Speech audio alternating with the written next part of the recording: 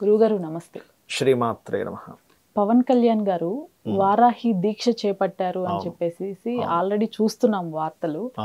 అలానే ఇంతకు ముందు కూడా ఆయన వాహనానికి వారాహి అని పేరు పెట్టుకున్నారు. ఏంటి సార్ అసలు ఈ వారాహి దీక్ష ఏంటి? అంటే దీనివల్ల ఉపయోగాలు ఎలా ఉంటాయి?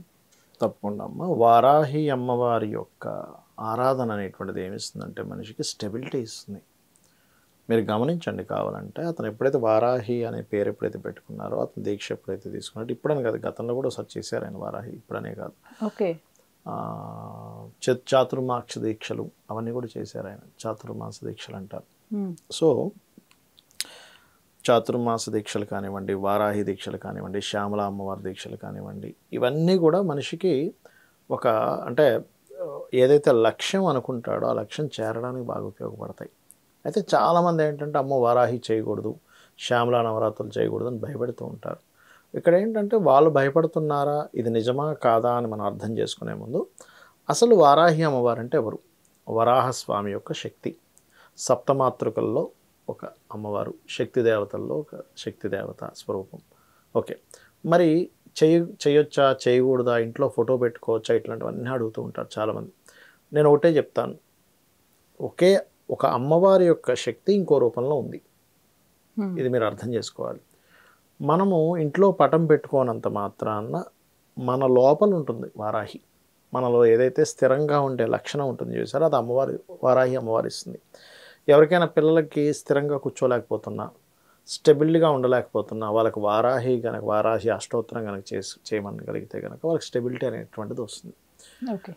ఓకే, అలాగే భూ సంబంధించిన వివాదాలు ఏదైనా ఉన్నా వారాహి బ్రహ్మాండంగా పనిచేస్తుంది. అయితే ఇప్పుడు ఒక విషయం, ఇప్పుడు ఆయన చేయకపోయినా ఆయనకేమీ పోయేదేం లేదు. మనం ఇక్కడ ఆలోచించాల్సిన విషయం ఏంటంటే, దానికోసం ఇబ్బంది వ్యక్తో, లేకపోతే భూ వివాదాలు ఉన్నాయని చెప్పి చేస్తున్న వ్యక్తో, లేకపోతే ఇంకోటి ఏదో దాని గురించి చేస్తున్నా అంటే ఒక అనుకుంటా అయ్యో ప్రాబ్లంలో ఉన్నాడు కదా, ఆయన ఎందుకు చేస్తున్నారు అనేది మన పాయింట్. అంటే ఒక సంకల్పం, ఒక పెద్ద సంకల్పం ఉంటేనే కానీ చెయ్యరు. ఓకే, అంతే కదా. ఇప్పుడు ఆయనకి చిన్న చిన్న విషయాలతో ఏం పని ఉంది? నాకు నెల జీతం రావాలనో, లేకపోతే నేను పెట్టిన షాపు నడవాలనో అలాంటి కోరికలు ఉండవు కదా. చక్కగా ఇప్పుడు డిప్యూటీ సీఎం కూడా అయిపోయారు ఆయన. కానీ ఎందుకు చేస్తున్నారంటే ఇక్కడ మనం అర్థం చేసుకోవాల్సింది ఒకటి, సనాతన ధర్మం మీద విశ్వాసం.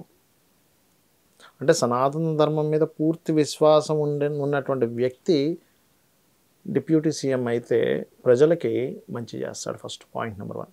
రెండవది,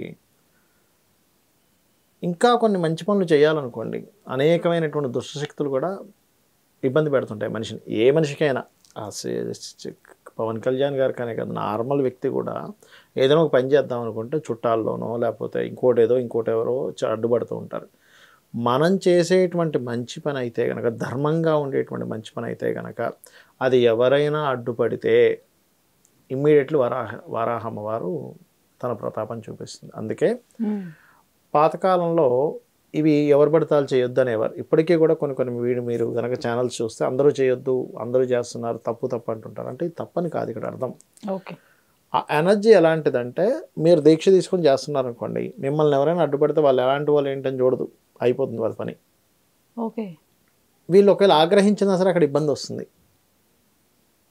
అందుకని పాతకాలంలో ఏం చేసేవారంటే, ఇలాంటి ఉగ్రదేవత సంబంధించిన ఎవరికైనా దీక్షలు ఇచ్చేటప్పుడు వాళ్ళని 1 సంవత్సరం నుంచి 5 సంవత్సరాల పాటు వాళ్ళ అండర్లో ఉంచుకునేవారు. అంటే కామక్రోధ వికారాదులు, కోపము, ద్వేషం విపరీతంగా ఏమైనా చూపిస్తున్నాడు, ఇప్పుడు అవతల పార్టీ వాళ్ళు ఏదో అంటే మనం ఒక మాట అనడం, దట్ ఈస్ డిఫరెంట్ కేసు అది. కానీ అకారణంగా అవతల వాళ్ళ మీద ఇబ్బంది పెట్టడం, ఇట్లాంటివి ఏమైనా చేసే వ్యక్తికి ఇచ్చేవారు కాదు. ఓకే, సౌమ్య గుణము, మంచి చేయాలనుకునేటువంటి లక్షణాలు, 10 మందికి మంచి చేయాలనుకునేటువంటి సహృదయం ఉన్న వాళ్ళకి మాత్రమే ఇచ్చేవారు ఇలాంటివి. అందుకే ఇవి అందరూ చేయొద్దు అని ఎందుకంటారంటే ఇది కారణం. అది ఎలా ఉంటుందంటే ఒక నిప్పు లాంటిది. ఒక మనిషి నిప్పు తెచ్చుకున్నాడు, ఆ నిప్పు దేనైనా తగలబెట్టేస్తుంది. ఇది అది అని సంబంధం ఉండదు. నిప్పు ఎలాగో శక్తి దేవత అలాగే, శక్తి అంటేనే నిప్పుకు సంబంధం అనమాట. అందుకని అందరూ చేయొద్దు అంటారు. ఎందుకంటే ఇవాళ రేపు కాలంలో అందరికీ ఆ శక్తి ఉండదు కదమ్మా. చంచల మనస్కులు ఉంటారు, చిన్న విషయానికి అవతల కూడా ఏదో అయిపోవాలని కోరుకుంటాడు. కాబట్టి ఒకటి దశమహావిద్యలు కానివ్వండి, వారాహి లాంటిది కానివ్వండి, శ్యామల అమ్మవారు లాంటివి కానివ్వండి, ఇవన్నీ ఏమిటంటే మనిషి ఏదైనా ఒక మంచి పని చేయాలని అనుకున్నప్పుడు అతని సంకల్పంతో పాటు దైవ సంకల్పం కూడా తోడవ్వాలి. త్వరగా ఫలితాలు ఇచ్చేటువంటివి ఇవన్నీ కూడా. అయితే ఇది ఎవరైనా సరే దీని యొక్క దీక్ష చేయాలి అంటే దానికి 2-3 రకాల వర్ణాలు చెప్పారు. ఎరుపు వర్ణం వస్త్రం కట్టుకొని చేయొచ్చు, పసుపు వర్ణం కట్టుకొని చేయొచ్చు.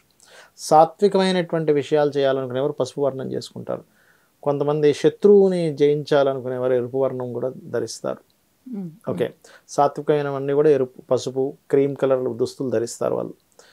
అది ధరించి నేల మీద పడుకోవాలి. వారాహి సంబంధించి చేసినప్పుడు నేల మీద, ఇంకా మీరు పట్టుపరుపుల మీద పడుకుంటా అంటే కుదరదు, నేల మీద నిద్రించాలి. ఉదయం సాయంత్రం, ఉదయం 4 గంటలకు లేచి, ఎలా దీక్షలో ఉన్న వాళ్ళు ఎలా అయితే మనకి అయ్యప్ప స్వామి దీక్ష చేసుకున్న వాళ్ళు అష్టోత్తరాలు అవన్నీ చదువుతారు కదా, అలాగే వారాహి స్వామి అమ్మవారికి సంబంధించి చేసుకొని వాళ్ళు ఒంటిపూట అంటారు, అంటే ఉదయం పూట తినరు చాలామంది, తినకుండా ఓన్లీ మధ్యాహ్నం ఒకటే పూట భోజనం చేస్తారు. సాయంత్రం పూట ఏదైనా పండో ఏదో తీసుకుంటారు మహా అంటే, మళ్ళీ రాత్రిపూట భోజనం చేయడం అలాంటివి ఉండవు. ఎందుకు అంటే ఈ శరీరాన్ని 9 రోజులు నీకు అర్పిస్తున్నాను తల్లి. ఇప్పుడు పవన్ కళ్యాణ్ గారు కూడా 9 రోజుల 11 రోజుల 9 రోజులు చేస్తారు. నవరాత్రులు కదమ్మా, ఓకే, నవరాత్రులు, వారాహి నవరాత్రులు అంటారు. 9 రోజులు చేస్తారు. ఇంకొంతమంది కొన్ని ప్రాంతాల్లో 11 రోజులు చేసే వాళ్ళు కూడా ఉంటారు, బట్ 9 రోజులు చేస్తారు దీన్ని.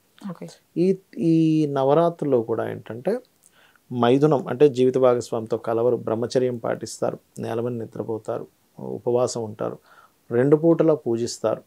ప్రతి పని కూడా ఏదైనా ఒక దీక్ష మనం తీసుకునేటప్పుడు ప్రతి పనిని కూడా అమ్మవారికి సమర్పించడం. ఏ పనైనా కానీ అమ్మ నీ కోసం చేస్తున్నా, నీ కోసం సమర్పిస్తున్నానంటే చేస్తారు. ఇప్పుడు అయ్యప్ప స్వామి దీక్ష తీసుకున్నా అలాగే చేయాలి, ఏ దీక్ష తీసుకున్నా కూడా. సో ఈ ఎందుకు చేస్తారు ఈ టైంలో అంటే ఒక్కొక్క శక్తి ఒక్కొక్క సమయంలో కొన్ని ప్లానటరీ పొజిషన్స్ కొన్ని మాసాల్లో ఎక్కువగా ఉంటుంది ఆ శక్తి.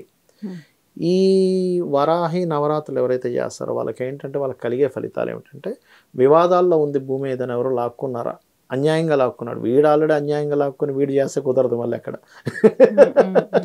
ఎవరైనా అన్యాయంగా లాక్కున్నారు, అప్పుడు మీరు చేశారు, మీ భూమి ఎవరో కబ్జా చేశారు, అప్పుడు ఖచ్చితంగా మీ వైపు ధర్మం ఉంటే అమ్మవారు ఖచ్చితంగా తీసుకొస్తుంది, అందులో డౌట్ లేదు. ఓకే, మీరు గమనించండి, వరాహస్వామి అవతారానికి భూమికి ఉన్న సంబంధం చూడండి. మీరు ఎప్పుడైనా మామూలుగా పిగ్ చూసారా, అది భూమిని వాసన చూస్తూ తిరుగుతుంది, గమనించండి. వరాహ అవతారం కూడా భూమి ఎక్కడున్నా కనిపెట్టి తీసుకొచ్చాడు ఆయన. అవును, మరి ఏ జీవి అలా చూడదు, భూమిని వాసన చూసుకుంటూ తిరగదు భూమి మీద, అదొక్కటే తిరుగుతుంది అలాగే. అలా ఏంటంటే భూ సంబంధించిన వివాదాలు, భూమికి ఉండేటువంటి తత్వం ఏంటంటే ఓర్పు అంటారు చూసారా, మనం ఏం చేసినా భూమి అంత ఓర్పు ఉందిరా అంటారు, మనలో ఓర్పు పెరుగుతుంది వరాహి అమ్మవారికి చేసుకుంటే కనుక.